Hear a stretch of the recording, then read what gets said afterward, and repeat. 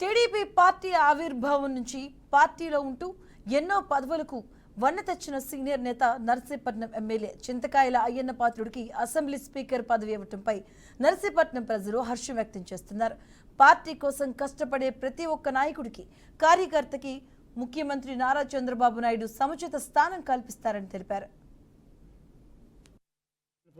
ప్రతి ఒక్క పదవి కూడా మినిస్టర్ పదవి చేస్తున్నారైనా లాస్ట్ మూమెంట్లో పార్టీకి ఎన్నో కష్టాలు పడి కుటుంబం అంతా పార్టీ కోసమే శ్రమిస్తూ ఈ వేళ ఆ శ్రమకి తగ్గ ఫలితమే స్పీకర్ పదవి. స్పీకర్ పదవి చేయడం అనేది అయినప్పుడు హరువుడు ఏ రకంగా జరిగే చాలామంది ఏమంటారంటే ఆయన స్పీడ్కి స్పీకర్ పనిచేయరేమో అనిపిస్తుంది తప్ప స్పీకర్ బ్రహ్మాండంగా బృందాగా అనిపిస్తాడు. అయినప్పుడు ఆయన సంగతి అందరికీ తెలిసిందే.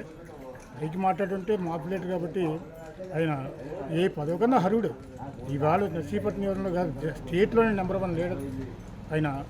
ఈవేళ అయ్యనపాటి గురించి ఎప్పుడైతే మినిస్టర్ లిస్టులో లేదో ప్రతి ఒక్కరు కూడా బాధపడరు. ఈవేళ ప్రతి ఒక్క కార్యకర్త కూడా స్టేట్లో ఈ